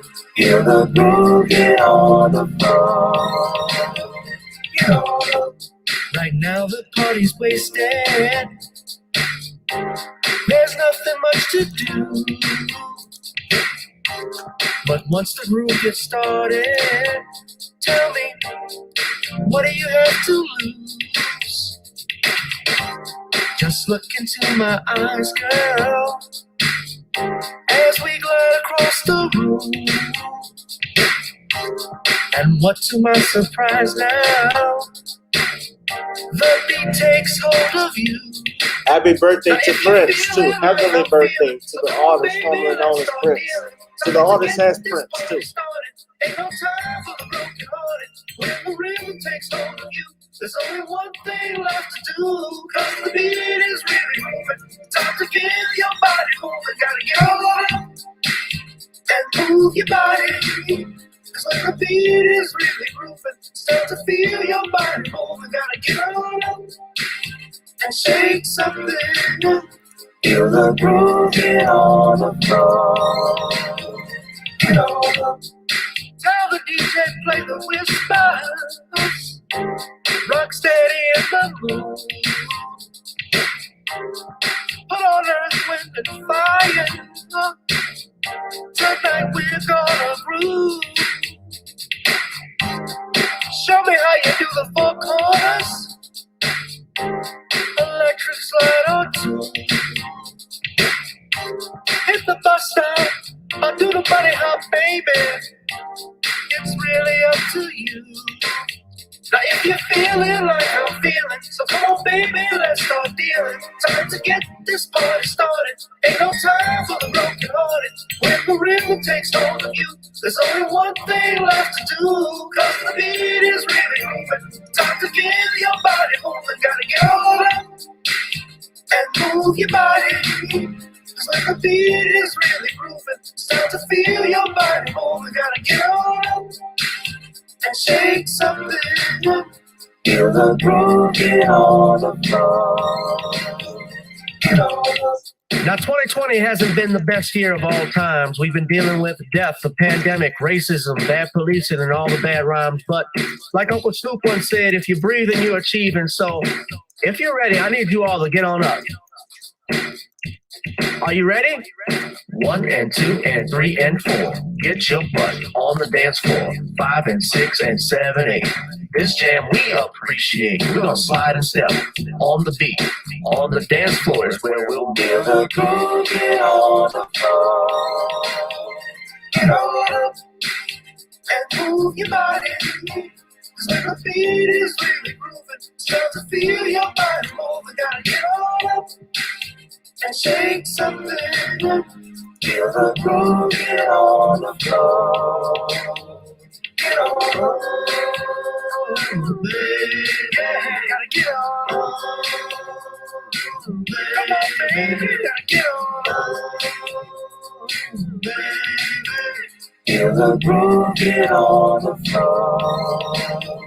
Get on. Girl, come on. Gotta dance to the beat.